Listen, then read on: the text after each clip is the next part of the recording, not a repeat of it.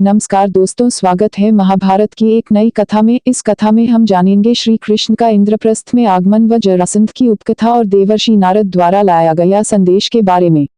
तो ये कथा शुरू करते हैं।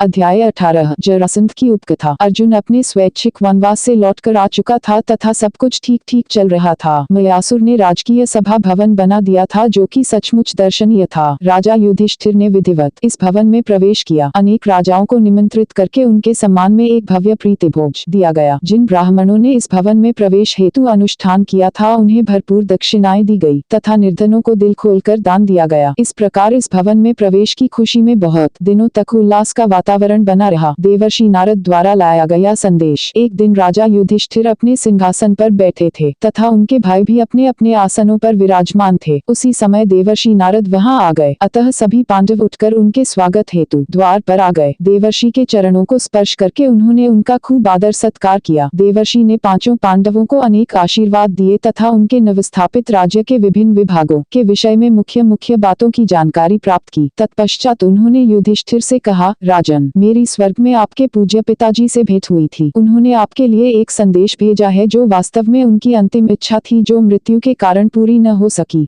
वे चाहते हैं कि आप राजसूय यज्ञ करें, परंतु यह यज्ञ करते समय आपको बहुत सावधानी बरतनी होगी क्योंकि आपके शत्रु बाधाएं डालने की चेष्टा अवश्य करेंगे। यह कहकर तथा पांडवों से विदा लेकर देवर्षि नारद चले गए। श्री कृष्ण का इंद्रप्रस्थ आगमन। देवर्षि नारद के शब्द सुनकर राजा युधिष्ठिर के मन में राजसूय यज्ञ करने की इच्छा प्रबल हो उठी। सभी दरबारियों से परामर्श करने पर उन सबने अपने राजा की इच्छा का समर्थन किया, अतः यज्ञ के लिए आवश्यक वस्तुओं को जुटाने का कार्य आरंभ हो गया। यह निर्णय लिया गया कि राजा अपने नवगठित सभा का पहला सत्र नए सभा भवन में राजसूय यज्ञ के बाद ही करें। राजा युधिष्ठिर के यज्ञ करने का समाचार दूर दूर तक फैल गया। जब श्री कृष्ण को इसका पता चला तो वे अविलंब इंद्रप्रस्थ चले आए। महर्षि धौम्य, महर्षि व्यास, राजा द्रुपद तथा राजा विराट को पहले ही वहां विद्यमान देखकर वे बहुत ही प्रसन्न हुए। सभी इसका समर्थन कर रहे हैं, परंतु आपका मत हमारे लिए सदैव ही अत्यंत कल्याणकारी सिद्ध होता रहा है। राजा युधिष्ठिर ने श्री कृष्ण से कहा, केशव, मेरे मन में राजसूय यज्ञ करने की प्रबल इच्छा जाग उठी है, अतः मैं आपकी प्रतिक्रिया जानना चाहता हूँ।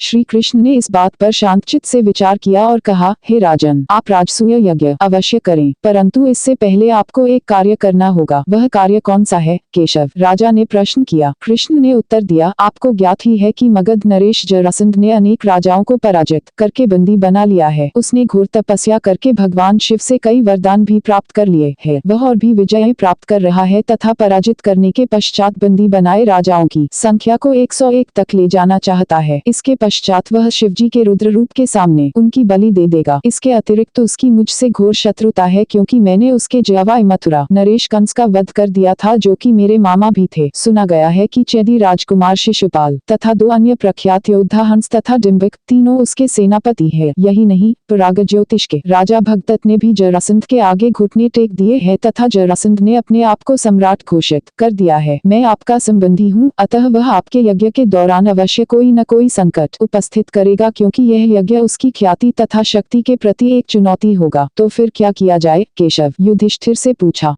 जरासंध को मार्ग से हटाना होगा, श्री कृष्ण ने उत्तर दिया। यह कार्य कैसे किया जाए? युधिष्ठिर ने चिंतित होकर पूछा। यह बात मुझ पर छोड़ दीजिए राजन, केवल भीम और अर्जुन को मेरे साथ भेज दीजिए। मैं भीमसेन के हाथों जरासंध का वध करवा दूंगा। उसके वध से आपकी शक्ति का सिक्का बैठ जाएगा, फलतः कोई भी अन्य राजा आपके विरुद्ध सिर उठाने की हिम्मत नहीं कर पाएगा। 44 युधिष्ठिर को अपने दोनों भाइयों के विषय में चिंता हो गई, यद्यपि उसे विश्वास था कि कृष्ण उनके वास्तविक हितैषी है तथा उनके साथ रहते हुए उनके भाइयों के लिए किसी भय की आशंका नहीं है। फिर भी उन्होंने कहा, परंतु आपके और अपने दोनों भाइयों के बिना मैं क्या करूंगा? जहां आप हमारे सच्चे मार्गदर्शक हैं, मेरे दोनों भाई मेरी आंखें हैं। यही नहीं, जरासंध की ओर से मेरे मन में गंभीर शंकाएं हैं। श्री कृष्ण ने युधिष्ठिर को सांत्वना देते हुए कहा, कदापि चिंता न करें भैया, होनी तो होकर ही रहेगी। भाग्य के आगे किसी की भी नहीं चलती। मेरा विश्वास कीजिए, जरासंध का अंत समीप आ चुका है क्योंकि उसके पाप सीमा का उल्लंघन कर चुके हैं। मेरी योजना को ध्यानपूर्वक सुने। हम जरासंध के पास ब्राह्मण बनकर जाएंगे ताकि उस तक पहुंचने में हमें कोई कठिनाई न हो। उसके सामने आते ही भैया भीमसेन उसे ललकारेंगे। वह अवश्य ही उनकी चुनौती को स्वीकार कर लेगा। इस प्रकार आपके भाई को मौका मिल जाएगा कि वह उसके शरीर के 2 भागों को अलग करके उसे मार दे। जरासंध के जन्म का रहस्य। युधिष्ठिर ने श्री कृष्ण से पूछा, केशव, जरासंध के शरीर के 2 भागों के रहस्य के विषय में मुझे बताए। श्री कृष्ण ने कहा, जरासंध के पिता राजा बृहद्रथ मगध के शासक थे। वे बहुत वीर भी थे तथा सात्विक भी। उनका विवाह काशीराज की 2 जुड़वा पुत्रियों से हुआ था। दोनों रानियां अत्यंत सुंदर थीं तथा राजा बृहद्रथ उन्हें पत्नियों के रूप में पाकर बहुत ही प्रसन्न थे। परंतु दुर्भाग्यवश राजा बृहद्रथ को दोनों रानियों से कोई भी संतान प्राप्त न हुई। वे वृद्ध गए तथा उन्होंने सन्यासी बन जाने की सोची। ठीक उन्हीं दिनों महर्षि चंद्रकौशिक मगध के निकट आ निकले। विश्राम करने हेतु वे आम के एक पेड़ के नीचे कुछ समय के लिए बैठ गए। किसी ने उनके आने की सूचना राजा को दे दी। अतः राजा ने अपनी दोनों रानियों को साथ लेकर महर्षि के पास जाकर उनका चरण स्पर्श किया। साथ ही उन्होंने ऋषि को अपने उत्तराधिकारी प्राप्त करने की इच्छा के बारे में बताया। महर्षि ने आंखें बंद करके कुछ देर सोचा। ठीक उसी समय एक आम उस पेड़ से गिरा। ऋषि ने उसे उठा लिया तथा रानियों के लिए राजा को दे दिया।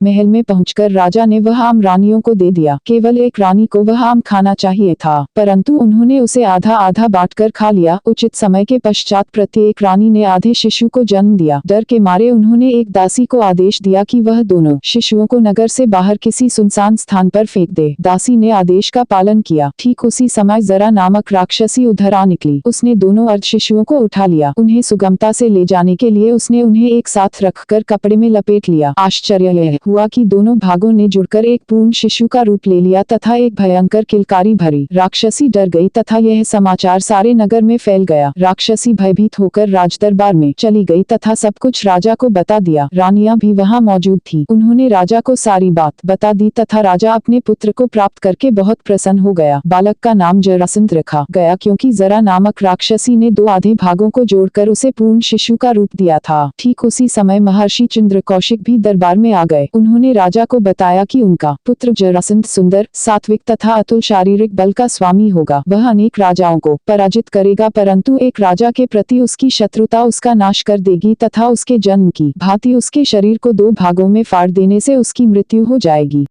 ये कथा सुनने के लिए आपका बहुत बहुत धन्यवाद। अगर कथा अच्छी लगी हो तो वीडियो को लाइक, शेयर और चैनल को सब्सक्राइब जरूर करें। कमेंट में राधे राधे जय श्री कृष्णा लिखना ना भूलें।